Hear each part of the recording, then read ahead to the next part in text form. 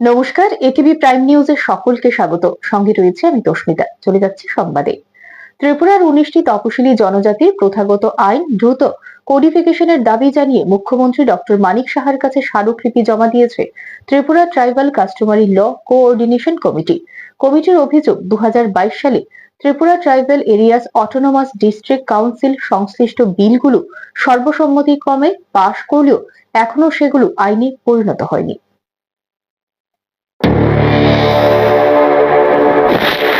বিভিন্ন তপশিলি জনজাতির প্রধান সমাজপতিদের নিয়ে গঠিত কমিটির পক্ষ থেকে সোমবার জানানো হয়েছে, দীর্ঘদিন ধরে কোডিফিকেশন প্রক্রিয়া ঝুলে থাকায় জনজাতি সমাজের মধ্যে তাদের প্রথা, রীতিনীতি, সামাজিক প্রতিষ্ঠান এবং সাংস্কৃতিক ঐতিহ্য সংরক্ষণ নিয়ে উদ্বেগ বাড়ছে। এই অবস্থায় ত্রিপুরার 19টি তপশিলি জনজাতির প্রথাগত কাস্টমারি আইন দ্রুত কোডিফিকেশনের দাবি জানিয়ে মুখ্যমন্ত্রী ডক্টর মানিক সাহার কাছে স্মারকলিপি জমা দিয়েছে ত্রিপুরা ট্রাইবাল কাস্টমারি ল কোঅর্ডিনেশন কমিটি। কমিটির অভিযোগ, 2022 সালে Tripura tribal areas autonomous district council সংশ্লিষ্ট বিলগুলো সর্বসম্মতিক্রমে পাশ করলেও এখনো সেগুলো আইনে পরিণত হয়নি। স্মারকলিপিতে উল্লেখ করা হয়েছে, ত্রিপুরায় স্বীকৃত 19টি তপশিলি জনজাতি রয়েছে। প্রতিটি জনজাতির নিজস্ব সংস্কৃতি, ভাষা, রীতিনীতি ও ঐতিহ্যবাহী সামাজিক ব্যবস্থা রয়েছে। কয়েকটি জনজাতির নিজস্ব লিপিও রয়েছে। দীর্ঘদিন ধরে এই জনজাতিগুলো নিজেদের প্রথাগত আইন অনুসরণ করে অভ্যন্তরীণ বিরোধ নিষ্পত্তি করে আসছে। ফলে সরকারি আদালত ও থানার উপর নির্ভরশীলতা তুলনামূলকভাবে কম। সংবিধানের 6ষ্ঠ তপশিলে উল্লেখ করে কমিটি জানিয়েছে, তপশিলি জনজাতিদের সামাজিক, অর্থনৈতিক ও সাংস্কৃতিক স্বার্থ রক্ষার পাশাপাশি তাদের ঐতিহ্যগত শাসন ব্যবস্থাকে সংরক্ষণের লক্ষ্যে টিটিএডিসি গঠন করা হয়েছিল। কমিটির দাবি, স্বশাসিত জেলা পরিষদ গঠনের পর থেকেই বিভিন্ন জনজাতির প্রথাগত আইনকে আইনি স্বীকৃতি দেওয়ার দাবি জানানো হলেও জমাতিয়া কাস্টমারি আইন ছাড়া অন্য কোনো জনজাতির প্রথাগত আইন এখনো আইন বা বিধি হিসেবে কার্যকর করা হয়নি। স্মারকলিপিতে বলা হয়েছে, 2022 সালের 28শে ডিসেম্বর টিটিএডিসি সর্বসম্মতিক্রমে ত্রিপুরী, রিয়াং, চাকমা, গারো, উইচ, নোয়াতিয়া, মুরাসিং, কৈপেং, রুপিনি, হাওলক্ষং, মগ, মিজো, চুরাই এবং ত্রিপুরা জনজাতির কাস্টমারি ল সংক্রান্ত বিল পাশ করে। পরে বিলগুলো রাজ্য সরকারের জনজাতি কল্যাণ দপ্তরের পাঠানো হলেও এখনো চূড়ান্ত অনুমোদনের প্রক্রিয়া সম্পূর্ণ হয়নি। কিছু বিল সংশোধনের জন্য টিটিএডিসিতে ফেরত পাঠানো হয়েছে বলেও স্মারকলিপিতে উল্লেখ করা হয়েছে। কমিটির মতে, এই বিলম্বের ফলে জনজাতি সমাজের প্রথাগত আইন, সংস্কৃতি, আদিবাসী ধর্মীয় বিশ্বাস এবং স্বতন্ত্র পরিচয় রক্ষার প্রশ্নে অনিশ্চয়তা তৈরি হয়েছে।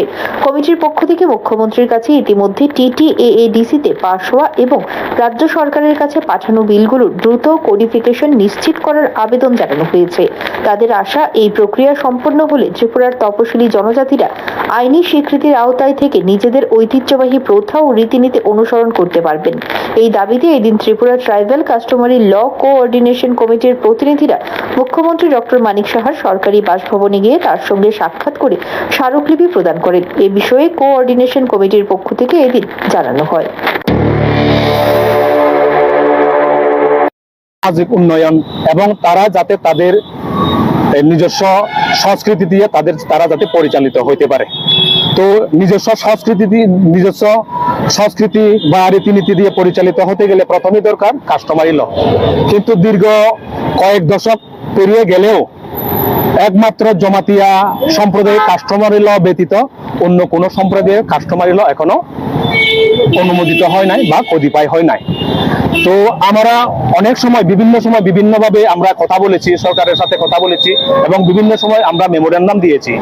তো এরপর গত 2022 সালের ডিসেম্বর মাসের 28 তারিখ এডিসি অধিবেশনে 14টা কাস্টমারি ল সর্বসম্মতিভাবে পাশ করা হয় এবং সেই কাস্টমারি ল গুলা রাজ্য সরকারের এখানে রাজ্যপালের অনুমোদনের জন্য পাঠানো হয়।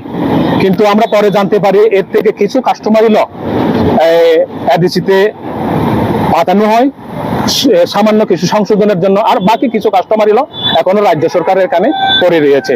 তো আমাদের দাবি, যে সমস্ত কাস্টমারি ল গুলা গত এডিসি অধিবেশনে পাশ করা হয়েছিল, ওই সমস্ত কাস্টমারি ল গুলা যাতে দ্রুত রাজ্যপালের অনুমোদন দিয়ে রাজ্য সরকার দ্বারা এই সমস্ত কাস্টমারি গুলো পাশ করা হয়।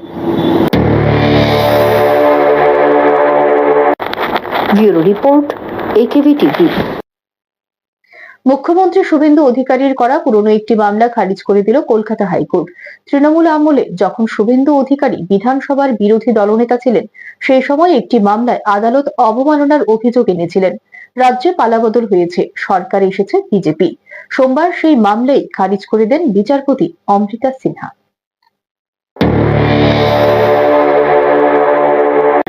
পশ্চিমবাংলায় তৃণমূল আমলে তৎকালীন বিরোধী দলনেতা শুভেন্দু অধিকারী সহ বিজেপি বিধায়কদের নিরাপত্তায় কেন্দ্রীয় বাহিনী থাকত। বিধানসভার ভেতরে কেন্দ্রীয় বাহিনীর নিরাপত্তা কর্মীদের প্রবেশের উপর নিষেধাজ্ঞা ছিল, কিন্তু তৎকালীন বিরোধী দল বিজেপির অভিযোগ ছিল তৃণমূল বিধায়করা পুলিশি নিরাপত্তা নিয়ে বিধানসভায় প্রবেশ করতেন। স্পিকারের সেই সিদ্ধান্তের বিরুদ্ধে হাইকোর্টে মামলা করেছিলেন শুভেন্দু অধিকারী।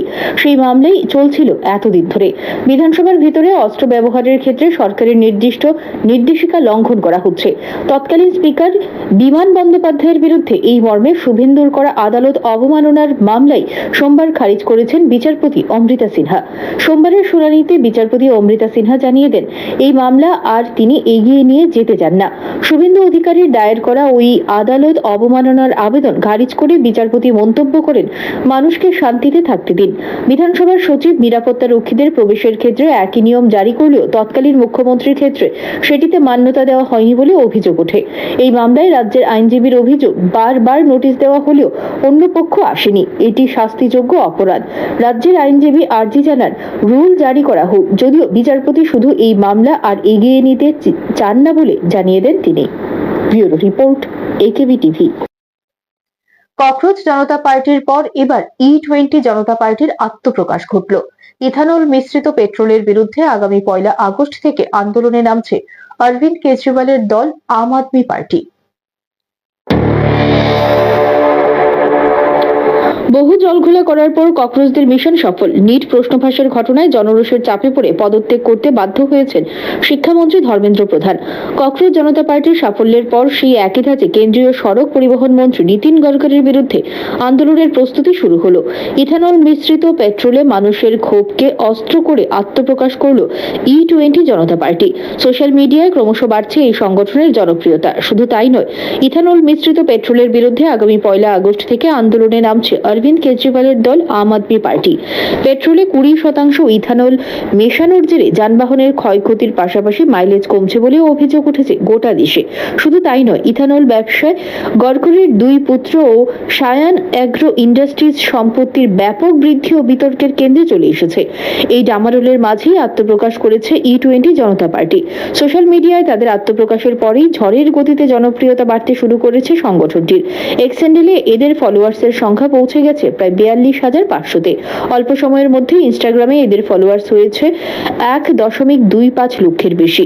সংখ্যাটা প্রতি মুহূর্তে লাফিয়ে বাড়ছে। শুধু তাই নয়, E20-র বিরুদ্ধে আগামী 1 আগস্ট দিল্লির টাউন হলে এক কর্মসূচির ডাক দেওয়া হয়েছে আপের তরফে।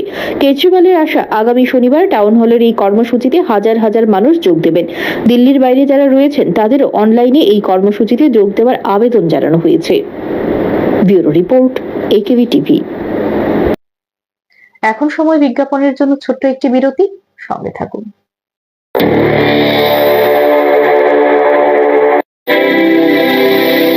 North East Institute of Nursing Science Tripura রাজ্যে বিশ্বমানের পরিকাঠামোর সাথে ডিজিটাল ক্লাসরুম, নিজস্ব হসপিটাল ও দক্ষ ফ্যাকাল্টির দ্বারা BSc nursing, GNM nursing, ANM nursing course পরিচালিত করছে। রয়েছে ভারত সরকার ও ত্রিপুরা সরকারের নার্সিং কাউন্সিলিং এর বিশেষ অনুমোদন। এছাড়াও ইন ক্যাম্পাস রয়েছে উন্নত মানের hostel facility, laboratory, library, indoor sports zone, wifi সুবিধা। ছাত্রছাত্রীদের জন্য রয়েছে বাসের ফ্যাসিলিটি। তাই নার্সিং পড়তে এখন আর বহির্রাজ্যে নয়, নিজের রাজ্যে 100% প্লেসমেন্ট অ্যাসিস্ট্যান্সের সাথে নার্সিং পড়ার স্বপ্ন পূরণ করুন।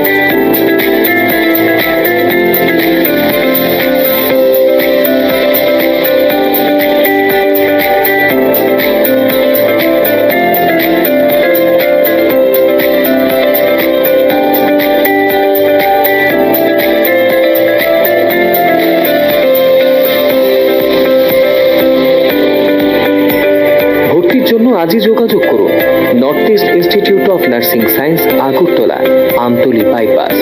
ফোন নম্বর 7085155609, 7005127202, 0381231506, 8257808056 অথবা ভিজিট করুন www.neins.ind.in, a unit of Devlook Hospital.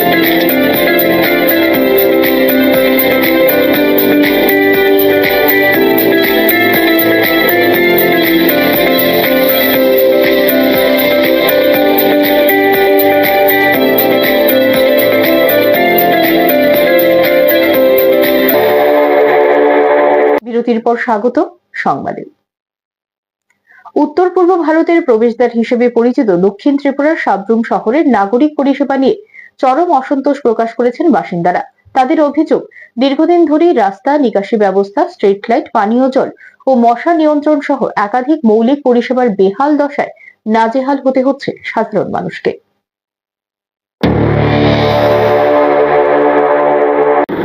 দাবি করলেও বাস্তবে নগর পঞ্চায়েত এলাকার নাগরিক পরিষেবার চিত্র সম্পূর্ণ ভিন্ন। তাদের অভিযোগ, অধিকাংশ রাস্তার অবস্থা অত্যন্ত খারাপ। রাস্তার দুপাশে পাকা নিকাশি নালা থাকলেও নিয়মিত পরিষ্কার না হওয়ায় জল নিষ্কাশন ব্যাহত হচ্ছে। নালাগুলো আগোছায় ভরে থাকলেও সাপ ও বিভিন্ন বিষাক্ত পোকামাকড়ের উপদ্রব বেড়েছে, অভিযোগ স্থানীয়দের। বাসিন্দাদের আরও অভিযোগ, সামান্য বৃষ্টিতে বিভিন্ন এলাকায় জল জমে যায় এবং নিকাশি ব্যবস্থার ত্রুটির কারণে নোংরা জল ও বর্জ্য রাস্তায় উপচে পড়ে। বিশেষ করে সাব্রুম মহকুমা হাসপাতালের বাউন্ডারি সংলগ্ন আনন্দপাড়া থেকে ঠাকুরপল্লী পর্যন্ত রাস্তার হাঁটু সমান জল জমে সাধারণ মানুষের দুর্ভোগ চরমে পৌঁছায়। নগরবাসীর অভিযোগ, সন্ধ্যার পর শহরের বহু এলাকায় স্ট্রিট লাইট না জ্বলায় অন্ধকারে চলাচল করতে বাধ্য হন পথচারীরা। বিশেষ করে প্রত্যন্ত এলাকা থেকে পড়াশোনার জন্য সাব্রুমে আসা ছাত্রছাত্রীদের মোবাইল ফোনের আলো জ্বালিয়ে বাড়ি ফিরতে হয়, যা নিরাপত্তার দিক থেকেও উদ্বেগজনক। এছাড়াও চুরি প্রকল্পে আওতায় নিয়মিত পরিষ্কার পরিচ্ছন্নতার কাজ না হওয়ায় রাস্তার ধারে আগাছা ও নিকাশি নালায় আবর্জনা জমে রয়েছে বলে অভিযোগ। এর ফলে মশার উপদ্রব আশঙ্কাজনক হারে বেড়েছে। স্থানীয়দের দাবি, নিয়মিত ডিডিটি স্প্রে ও পরিষ্কার পরিচ্ছন্নতার ব্যবস্থা না থাকায় জনস্বাস্থ্যের ঝুঁকি বাড়ছে। পানীয় জল সরবরাহ নিয়েও ক্ষোভ প্রকাশ করেছেন বাসিন্দারা। তাদের অভিযোগ, নির্দিষ্ট সময়ে জল সরবরাহ হয় না, অথচ নিয়মিত বিভিন্ন ধরনের কর বা ট্যাক্স আদায় করা হলেও তার তুলনায় নাগরিক পরিষেবা মিলছে না। নগরবাসীর প্রশ্ন, কর আদায়ে প্রশাসনের তৎপরতা থাকলেও কেন প্রয়োজনীয় নাগরিক পরিষেবা নিশ্চিত করা যাচ্ছে না? দ্রুত রাস্তা মেরামত, নিকাশি ব্যবস্থার উন্নয়ন, নিয়মিত পরিষ্কার পরিচ্ছন্নতা, স্ট্রিট লাইট সচল করা, মশা নিয়ন্ত্রণ এবং নিরবচ্ছিন্ন পানীয় জল সরবরাহের দাবি জানিয়েছেন তারা। রাস্তাটার দীর্ঘদিন বেহাল অবস্থা, দীর্ঘদিন নগর প্রশাসনকে কয়েকবার জানানো হয়েছে, মহকুমা প্রশাসনকে জানানো হয়েছে, আমাদের প্রাক্তন বিধায়ক শঙ্কর রায়কে কয়েকবার জানানো হয়েছে। উনি নিজে দেখা গেছেন, SDPWD আয়া দেখা গেছেন, কয়েকবার তহসিলদার আইসে, মাইপা গেছে, পিলার দিছে, বাড়ির যার সীমানার বাড়ির বেড়ার ভিতরে পড়ছে, তারা পিলার উঠায় পালাই দিছে। কেউ ওইদিকে রাস্তার মুখটার মধ্যে ওইদিকে পিলার ছিল, ওইদিকে বাড়ির মালিকের সমস্ত পিলার টিলার উঠায় পালাই দিছে, কিন্তু নগর পঞ্চায়েত কোনো অ্যাকশন নেয়নি। আমরা চাই যে রাস্তাটা হোক। এই রাস্তার আশেপাশে যারা বসবাস করে, এদের বাড়ি ঘরে যদি কোনো সময় দুর্ঘটনা ঘটে, আগুন বা অন্য কিছু, এখানে ফায়ার ব্রিগেড ঢোকার মতন কোনো জায়গা নেই। এখানে একটা পুকুর, আমাদের একটা পুকুর আছে, এই পুকুরের দিকে দেখুন জঙ্গল, এই রাত্রেবেলাতে এদিকে আসাই যায় না, সাপ টাপের ভয়ে এদিকে আসা যায় না। রাস্তাটাকে ব্যুরো রিপোর্ট, AKB টিভি। সম্প্রতি সংগঠিত স্কুল ছাত্রী জুবেদা খাতুনের রহস্যজনক মৃত্যু নিয়ে ফের উত্তাল কৈলাসহরের উত্তরাঞ্চল। জুবেদার মৃত্যুর রহস্য উন্মোচনের দাবিতে সোমবার বাবুর বাজারে SFI বিক্ষোভ ও রাস্তা অবরোধ করে।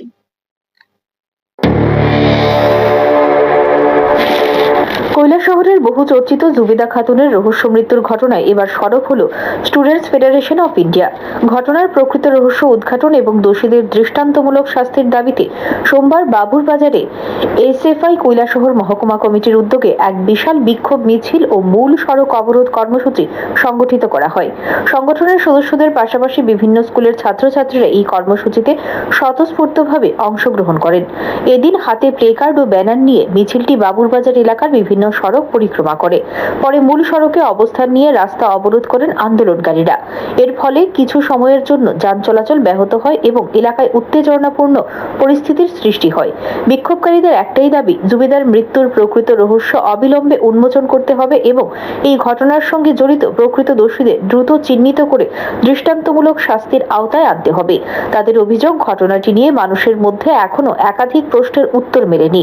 তাই নিরপেক্ষ ও দ্রুত তদন্তের মাধ্যমে সত্য সামনে আনার দাবি জানান আন্দোলনকারীরা।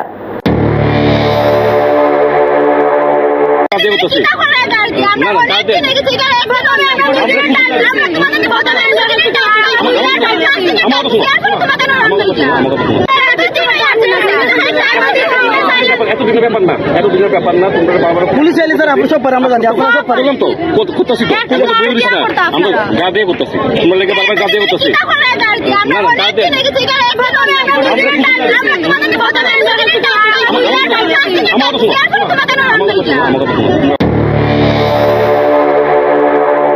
এদিন এই কর্মসূচিতে উপস্থিত ছিলেন এসএফআই কৈলাসহর মহকুমা সভাপতি শাহাবুদ্দিন, রাজ্য কমিটির সদস্য আব্দুল শামীম, ছাত্রনেতা প্রীতম দত্ত, সাগরদীপ মালাকার, রূপাঙ্কন বাজপাই সহ সংগঠনের অন্যান্য ছাত্রনেতারা। Bureau report, AKB TV. সোমবার লাউগাংস্থিত বড়ুয়াপাড়ায় নিজ ঘর থেকে উদ্ধার হলো এক যুবকের মৃতদেহ। মৃত যুবকের নাম টুটন সাহা। এদিন সকালে বাড়ির একটি ঘরে টুটনকে ঘরের মেঝেতে পড়ে রয়েছে বলে দেখতে পায় পরিবারের লোকজনেরা। দক্ষিণ ত্রিপুরা জেলার শান্তির বাজার স্থিত লাউগাং বড়ুয়াপাড়া এলাকায় সোমবার এক যুবকের রহস্যজনক মৃত্যুকে কেন্দ্র করে এলাকায় তীব্র চাঞ্চল্য ছড়িয়েছে। মৃত যুবকের নাম টুটন সাহা, বয়স আনুমানিক 40 বছর। ঘটনার বিবরণে জানা যায়, টুটন প্রতিদিনের মতো রবিবার রাতেও বাজার থেকে ফিরে নিজ ঘরে ঘুমোতে যান, কিন্তু সোমবার সকাল 8টা বেজে গেলেও তার ঘরের দরজা না খোলায় পরিবারের লোকজনের সন্দেহ হয়। পরে ঘরের অপর একটি দরজা দিয়ে ভেতরে প্রবেশ করে পরিবারের লোকজন দেখতে পান টুটন ঘরের মেঝেতে পড়ে রয়েছেন। তার কোনো সাড়া শব্দ নেই। স্থানীয়দের কথায় টুটনের আগে একবার বিয়ে হয়েছিল, তার স্ত্রী মারা গেছে। পরিবারের দাবি, পারিবারিকভাবে বা অন্য কারোর সাথে তার কোনো ঝগড়া বিবাদ ছিল না। আইসে বাজার তো নাই ঘুমে থাকে, সকালে বাজারে যাবে 6টা বাজতে। এখন আর শ্বশুরে এবার গজে আছে কিনলে এই সাইডে দরজা বান্ধা আসিল সেইখানে দিন এবার 7টা বাজে। তো এবার কি চার ওরারে ডাক দিছে গজে বই নেন এর দূরে। এর নাম টুটন সাহা। বিয়ে করছেন? বিয়ে একবার করছিল, ইয়া মারা গেছে, নিজে নিজে করছে, মারা গেছে। কোনো বাড়ি ঘরে ঝগড়া হয়েছিল? কোনো ঝগড়া নাই, না আশেপাশে কোনো ঝগড়া নাই। নিজে বাজারে যায়, বাজার তো আইয়ে আইয়ে সবকিছু বাজারে, কোনো কজ্জা নাই, ঝগড়া নাই। আপনার কি হয়? আমার এদিকে খবর পেয়ে শান্তিরবাজার থানার পুলিশ ঘটনাস্থলে ছুটে যায়। পুলিশ মৃতদেহ উদ্ধার করে ময়নাতদন্তের জন্য হাসপাতালের মর্গে পাঠিয়ে দেয়। এই মৃত্যু আত্মহত্যা নাকি এর পেছনে অন্য কোনো রহস্য রয়েছে, তা ময়নাতদন্তের রিপোর্ট এবং পুলিশের তদন্তের পরে স্পষ্ট হবে বলে জানিয়েছেন পুলিশ। এই ঘটনাকে ঘিরে গোটা লাউগাং বড়ুয়াপাড়ায় শোকের ছায়া নেমে এসেছে। Bureau report, AKB TV. সংবাদ এখনকার মতো এই পর্যন্তই। আমাদের পরবর্তী সংবাদ দেখার জন্য চোখ রাখুন একেবি টিভির পর্দায়। নমস্কার।